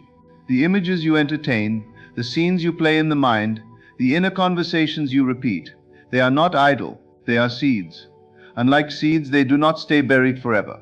They grow, often silently and imperceptibly, until the day they break the surface and appear as events, conditions, or experiences. You may not remember the moment you planted them, but they were planted all the same, and the law of life ensures their expression. Imagination is not passive, it is directive. Whatever is impressed upon the imagination with feeling, with belief, begins to move into form. It is not bound by time, space, or logic. It does not concern itself with the question of how. The rational mind may object, may say something is impossible, but the imagination does not argue, it creates. It takes the shape of the dominant images it is fed, and the world, being an obedient reflection, adjusts itself accordingly. You may not notice the movement, because it is not always dramatic or instant, but it is constant. Just as water follows the path carved by gravity, life flows along the channels formed by imagination. Most people use imagination unconsciously. They imagine worst-case scenarios, play scenes of lack, conflict, or rejection, and then wonder why life delivers what it does. They believe they are responding to life, when in truth they are rehearsing it in advance through their imagination. The world is not the starting point, it is the echo. Imagination is the source. To imagine vividly and persistently is to impress the subconscious with a pattern that must express. You are not simply hoping or wishing. You are forming reality at its root level. The inner image is the mold, and the outer world must take its shape. Imagination has no limits except those imposed by belief. If you can imagine it and feel it as real, you are sowing the seed of its fulfillment. There is no need to force or strive. The work is inward. It requires attention, clarity, and faith, not in the world, but in your ability to create through inner vision. What you see in your imagination is far more important than what you see with your eyes, for what you see inwardly will eventually determine what you see outwardly. If you live in the vision of what is not yet seen, and dwell in that state as though it were already true, the outer will conform. The key is to imagine not just with thought, but with feeling. It is feeling that gives life to the image. A cold, mechanical visualization is weak and ineffective, but an image charged with emotion, believed in and revisited with expectancy, has the power to move mountains. You are not simply watching a movie in your mind. You are stepping into it. You are becoming it. The more real it feels, the more certain its appearance in the world. Reality is not created by willpower or struggle, but by entering into the feeling of the fulfilled desire and allowing imagination to do its silent work. Imagination also reveals the truth of identity. You become what you imagine yourself to be. If you imagine yourself as powerless, your life will echo that belief. If you imagine yourself as capable, loved, successful, whole, the world must present you with experiences that confirm that assumption. You do not need anyone's permission to change who you are inwardly. You simply need to choose a new image, dwell in it, and let the outer world catch up. You are not bound by the story you have lived thus far. You are not defined by the evidence of the senses or the opinions of others. You are always free to imagine anew. Every great change, every transformation in life begins with an act of imagination. No invention was born without it. No progress made without someone first seeing what could be, instead of only what is. And this same creative force that built civilizations lives in each individual. It is not reserved for a few. It is the heritage of all. Though most have forgotten, to awaken it is to reclaim your role as creator, to cease reacting and begin originating. The life you desire is not something to chase, but something to imagine. And what is imagined persistently and felt deeply must come to pass. Through imagination you enter into states. Each state has its own reality, its own circumstances, its own world. You are always in a state, whether chosen consciously or not. If you do not choose, the world will choose for you based on habit and history. But if you deliberately imagine the state you desire and assume its feeling, you enter it, and having entered it, you will begin to see its fruits. This is not theory, it is law. You do not need to know how it will unfold. You need only dwell in the end, in the completed desire, and let imagination fulfill its function. The world will reconfigure itself to match the inner scene. You said, long explain point 3, without headings up to 800 words, without concluding sentences. ChatGPT said, assumption is the act of taking something as true, not because of evidence in the outer world, but because it has been accepted and believed within. It is a quiet, powerful force that precedes all manifestation. Every event, every condition in life, every relationship, success or failure, is preceded by an assumption, sometimes conscious, often unconscious. To assume is to claim internally, to occupy the state of the thing desired before it appears. It is not a matter of hoping or waiting, but of knowing and accepting that what is imagined is already a fact in the unseen. The outer world does not initiate change, it reflects the changes that have already occurred in the inner realm of assumption. Once an assumption is held with persistence and emotional acceptance, it hardens into fact, taking shape in time and space as a lived experience. People are conditioned to believe that seeing is believing, that only after something appears in the physical can it be accepted as true. But this is the great reversal of spiritual law. In truth, believing is seeing. What is assumed to be true becomes the lens through which the world is interpreted. And more than that, it becomes the structure by which the world is constructed. The inner assumption does not simply color perception, it gives rise to experience. If a person assumes they are not good enough, no matter what opportunities appear, they will find ways to sabotage or overlook them. If they assume they are favored, loved, and successful, the world will mirror that inner state, even if it must rearrange circumstances and shift people to do so. Assumption requires a willingness to feel now what the senses deny. It demands that one turn away from appearances, not with denial but with quiet authority. It is not a matter of pretending or escaping reality, but of recognizing that reality flows from consciousness. When one assumes the feeling of the wish fulfilled, they move into the state of that fulfilled desire, and that state begins to attract and organize everything necessary for its expression. Circumstances, opportunities, and people begin to align with the new inner position. The assumption acts as a magnetic center, pulling experience toward it in ways the rational mind cannot predict. To assume a new state is to accept it so fully that one thinks from it rather than of it. Most people think of their desires as something separate and far away, but to assume is to live from the end, to mentally dwell in the place where the desire is already realized. This shift is subtle but crucial. When you assume you are already the person you desire to be, your thoughts, feelings, and actions begin to match that identity. You stop waiting for change and begin living it. The external has no choice but to comply because it is compelled to mirror the dominant state of consciousness. Persistence in assumption is key. It is not enough to assume for a moment and then return to doubt or worry. The state must be occupied repeatedly until it becomes natural. This is not forceful repetition but inner conviction. The more you return to the feeling of the fulfilled desire, the more it becomes familiar, and what is familiar becomes real. It is through dwelling in the assumption that it takes root in the subconscious mind, and the subconscious, having no will of its own, must express what is impressed upon it. The outer world bends to the inner pattern with perfect fidelity. There is no need to beg or struggle. Assumption is not about forcing the world to conform, but about knowing that it already has. The moment you assume something to be true, you claim it in the invisible, and that claim begins to materialize. You do not have to figure out the details. Life arranges itself around your inner state. Unexpected means, unknown channels, strange coincidences, all are used by the law to fulfill what has been assumed. It is not your job to control the how.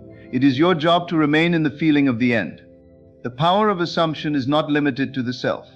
You can assume for others, and if your assumption is sustained and felt with love, it will affect them, for we are all connected in consciousness. When you assume someone is healed, successful, or at peace, and you hold to that vision without contradiction, you are contributing to the change of their state. You are seeing them not as they are, but as they could be, and in that seeing you help bring it into being. This is the true meaning of prayer, not begging for change, but assuming the change is already done. There is a sacredness to assumption, for it is an act of faith, not in some distant power, but in the creative law that lives within. It is a declaration that imagination creates reality, and that by dwelling in a new state of being, one can bring forth what was once only an inner vision. The world does not grant desires through effort or merit. It yields to assumption. To those who dare to believe before seeing, To those who live in the conviction of the invisible, the visible must eventually comply. This is not superstition or fantasy. It is the quiet mechanism by which all things are made. To assume is to begin creation. To sustain the assumption is to allow that creation to unfold. You said, long explain point 4 without headings up to 800 words, without concluding sentences. ChatGPT said, expectation operates as a silent but commanding force in the shaping of reality. It is not loud or dramatic, yet it carries within it the full weight of creative authority. What you expect, whether consciously or unconsciously, sends out a signal into the field of life, a blueprint around which experience gathers and organizes. Expectation is not simply hope, it is belief in motion. It is the quiet conviction that something will happen, that a certain outcome is on its way, and this inner stance held with consistency begins to bend the outer world to match it. While belief forms the foundation, expectation builds upon it, adding energy, momentum, and direction. There is a subtle but crucial distinction between desire and expectation. Many desire change, but few expect it. Desire often remains in the realm of longing, accompanied by doubt, worry, or feelings of unworthiness. Expectation, on the other hand, is desire matured into certainty. It no longer pleads, it knows. It assumes the outcome not as a possibility, but as a natural inevitability.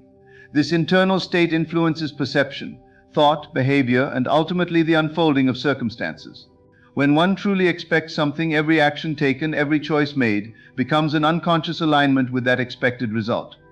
Expectation works through the subconscious mind. The subconscious does not question or reason. It accepts the dominant emotional impressions given to it, and acts upon them. If one habitually expects failure, rejection, or disappointment, those expectations take root and begin to manifest through repeated patterns and experiences. Not because life is against the individual, but because life is always echoing the signals sent out by the inner state. On the contrary, when someone expects success, fulfillment, and ease, not in arrogance but in quiet certainty, the subconscious begins to move circumstances, people, and events in harmony with that expectation. What is impressed inwardly must express outwardly. This is why people so often find that their fears seem to come true. Fear is not just an emotion, it is often a form of negative expectation. When one anticipates disaster, betrayal, loss, or limitation with strong emotion, they are unknowingly planting the seeds for those outcomes. The mind cannot distinguish between a vividly imagined fear and a real event. It treats both as commands.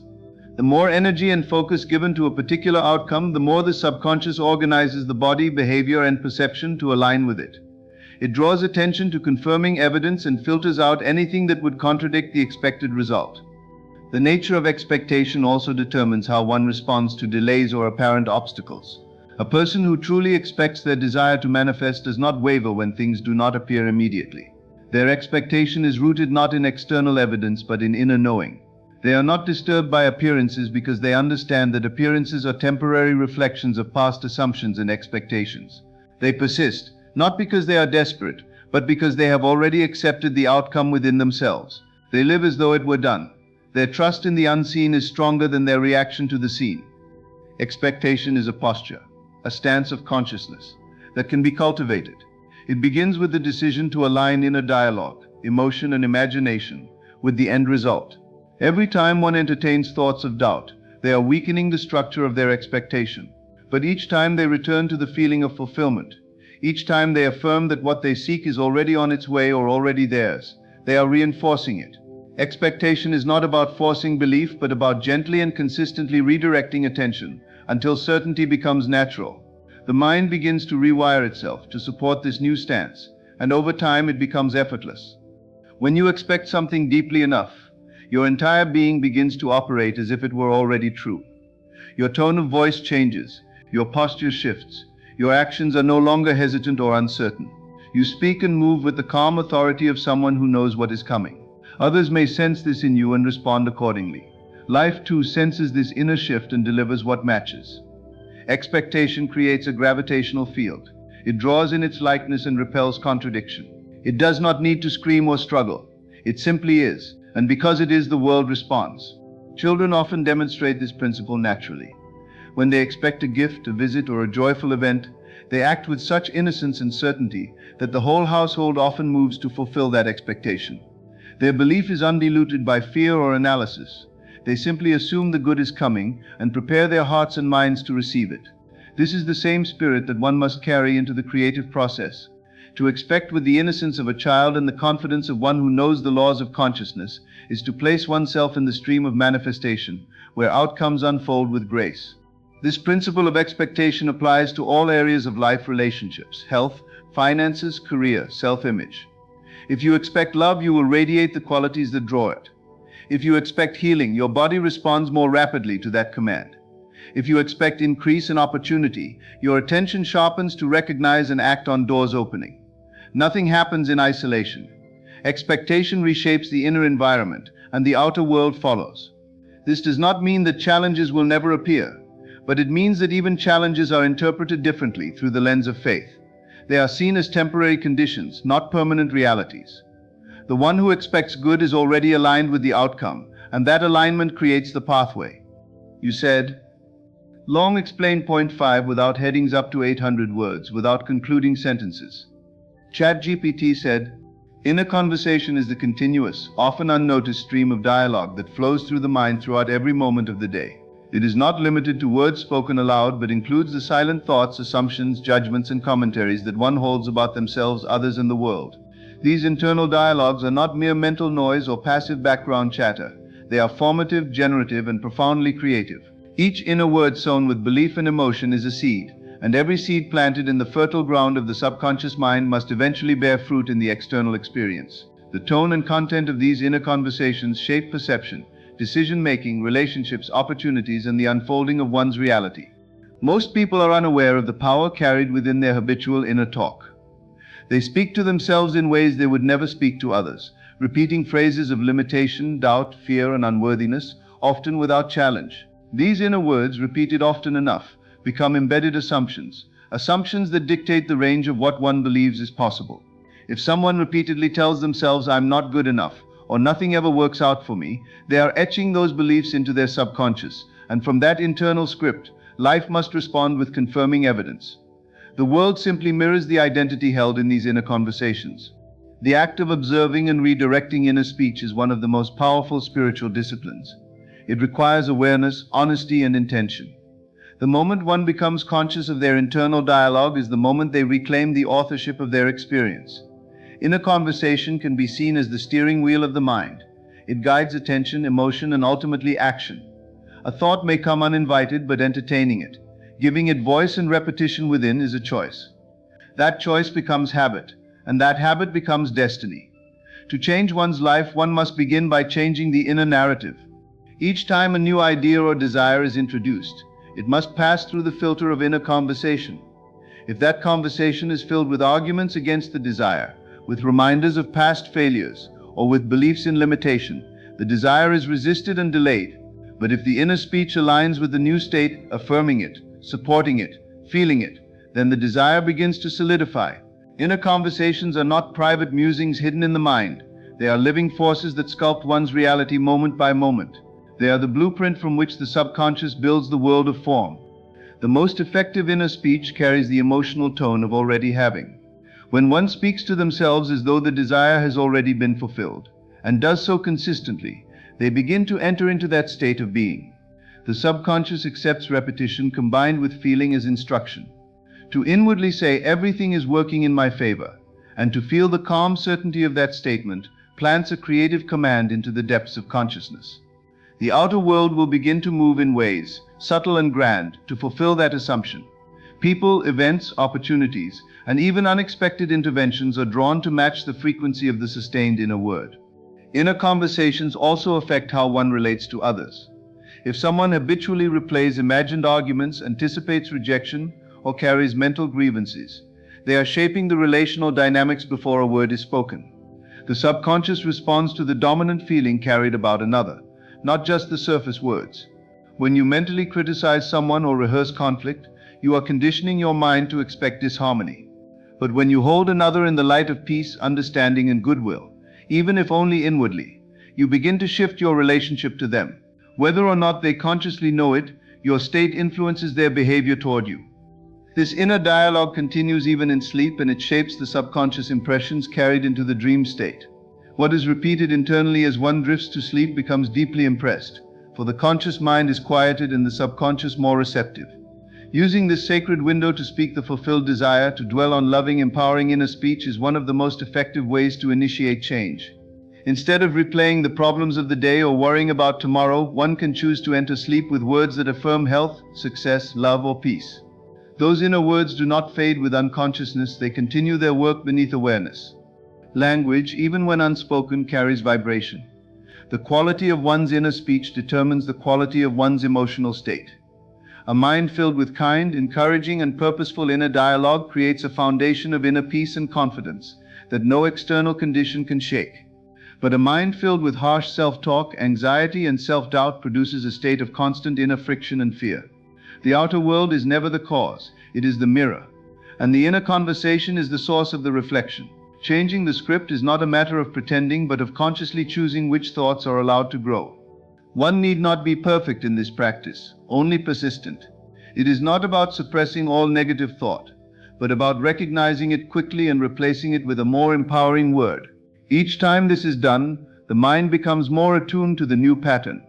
The old conversations lose their grip and new conversations take root. Over time, this inner transformation gives rise to outer transformation, not because of effort or willpower, but because the world must reflect the inner content that is most consistently held. Whether spoken aloud or in the silent chambers of the mind, every word is a cause, and every experience is its effect. You said, long explain point 6. Without headings up to 800 words, without concluding sentences. ChatGPT said, imagination is the foundation of all creation, the original cause of everything that appears in the world of form. Before anything can exist in the physical realm, it must first be conceived in the inner world of thought and image. Imagination is not a mere escape or daydreaming, but a divine faculty, a bridge between the invisible and the visible. It is the means by which one enters into the state of the wish fulfilled and gives shape to desires not yet realized. Through imagination, one is able to move beyond the boundaries of the senses and plant new realities in the field of consciousness, from which all outer circumstances eventually emerge. Every invention, every work of art, every healed body, every transformed life begins with an image, a mental picture held with feeling and belief until it becomes fact. The imagination is not limited to visual images alone. It includes the felt sense of an experience, the inner hearing of voices and sounds, the knowing that something is real even when it cannot yet be touched. It involves the total engagement of the mind in the state desired. When you imagine something vividly and dwell in that state as though it were already true, you begin to impress that reality on the subconscious mind. The subconscious does not distinguish between what is real and what is imagined with belief and emotion. It accepts the image as a blueprint and begins to move circumstances to express it. What is impressed inwardly must be expressed outwardly, and imagination is the tool by which the impression is made. Imagination is creative action. It is not idle fantasy, but deliberate construction. When you take the time to enter into the feeling of already having what you desire, whether it is peace, abundance, love, or healing, you are using imagination to clothe the invisible with substance. You are not simply watching a scene in your mind as though it was separate from you. You are entering into it, participating in it, becoming one with it. You are not an observer, but a doer. The more vividly you engage the senses of imagination, feeling the textures, hearing the sounds, seeing the colors, the more real the scene becomes to the subconscious, and the faster the outer world begins to conform. Most people use their imagination destructively without realizing it. They imagine the worst-case scenarios, rehearse arguments that never happened, replay failures, and mentally anticipate rejection or disappointment. These imaginal acts are not harmless. They are creative forces shaping the future. Every time the mind dwells in fear or doubt, it is planting seeds of those conditions. The outer world, as a perfect mirror, will eventually reflect back the emotional tone and imagery held most persistently. But when imagination is used constructively, when it is directed deliberately to picture only what is lovely, noble, and life-affirming, it becomes a sacred instrument of transformation. The body responds to it, relationships shift because of it, and new paths open where none seemed possible. Imagination is most powerful when used with repetition and emotional conviction. One imaginal act done with deep feeling and absolute acceptance can produce great change. But when an imaginal scene is revisited again and again with the same spirit of conviction, it creates an inner momentum that becomes unstoppable. The subconscious mind is influenced not only by what is imagined, but by how often and how deeply it is imagined. Each repetition is like striking the same key on a piano. Over time, the sound becomes more familiar, more resonant, more dominant. Eventually, the tone of the new state becomes natural, and when it is natural inwardly, it must become normal outwardly. Imagination is also the faculty by which one moves beyond time.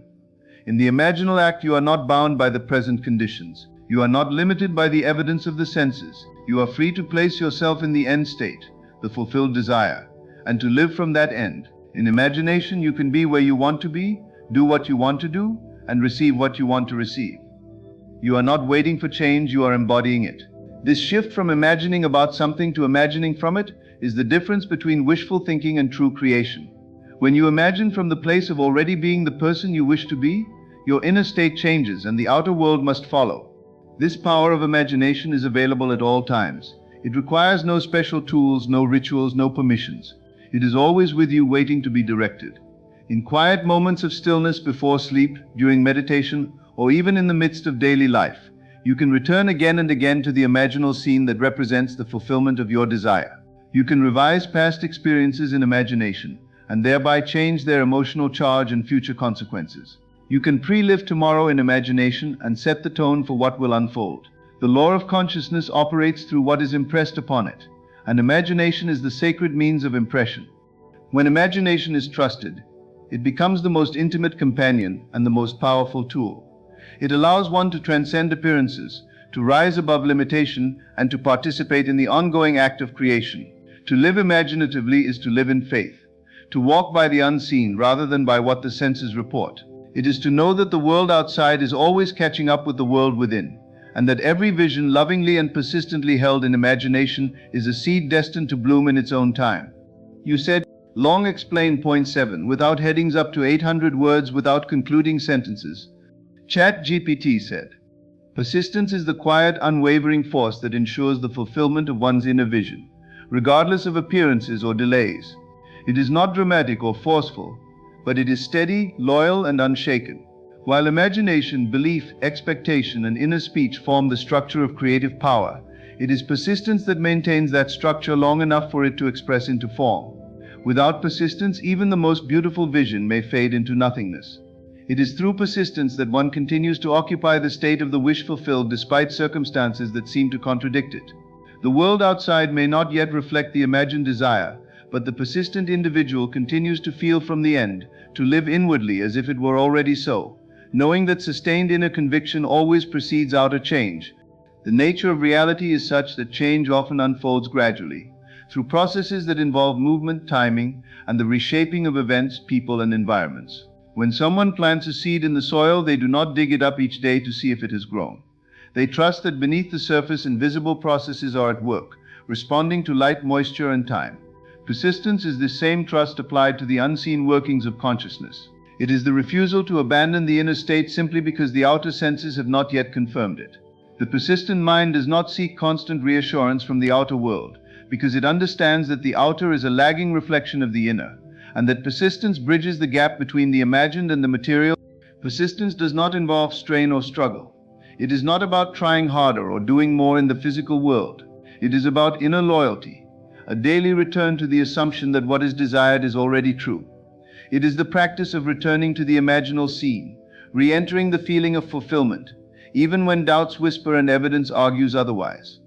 The persistent individual knows that doubt is a test of devotion, not a sign of failure.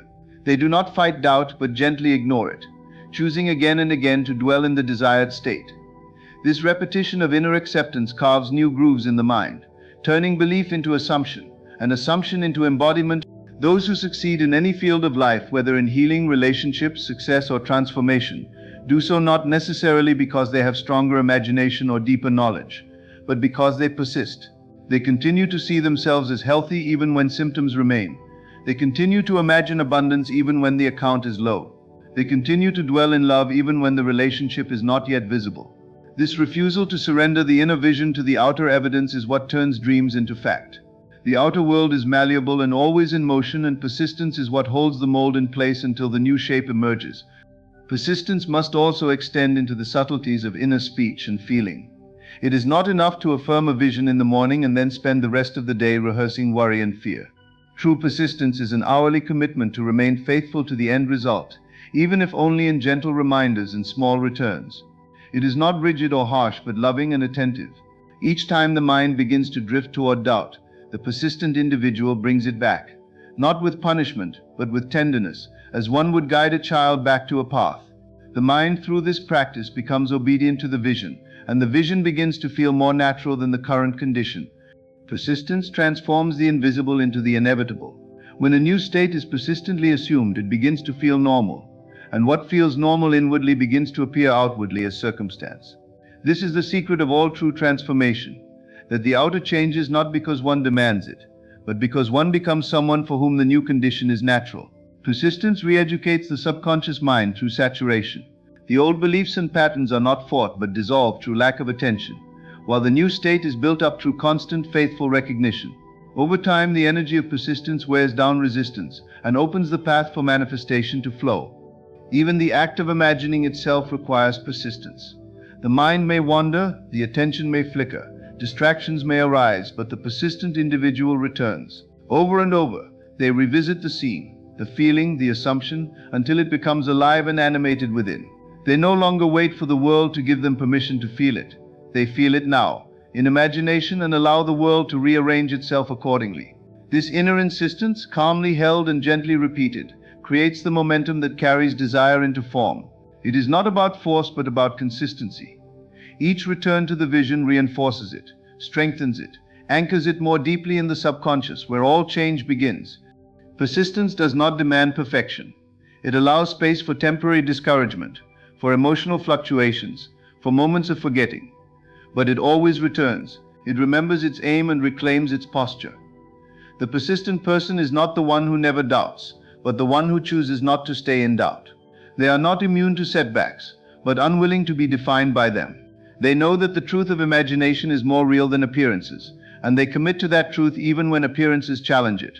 They may revise, reimagine, reinforce, but they never abandon the state they have chosen.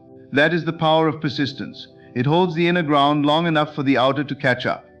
Persistence is the quiet agreement with unseen laws, the daily choice to remain faithful to the invisible over the visible. It is the embodiment of trust in the unseen workings of consciousness, the loyal return to the assumption that what is felt and imagined is already true in its essence. This unwavering stance creates the container through which reality must pass, and through that container the desired experience flows, not as a reward but as a reflection of the state most consistently assumed.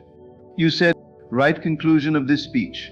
ChatGPT said, so let us remember, reality bends not to the noise of effort, but to the quiet certainty of belief.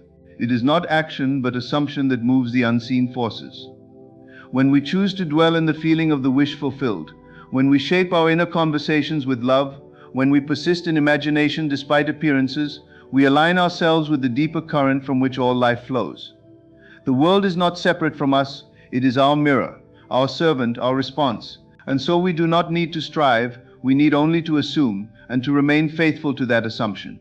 In that inner faithfulness, the invisible becomes visible, the imagined becomes real, and the unseen forces respond with perfect precision.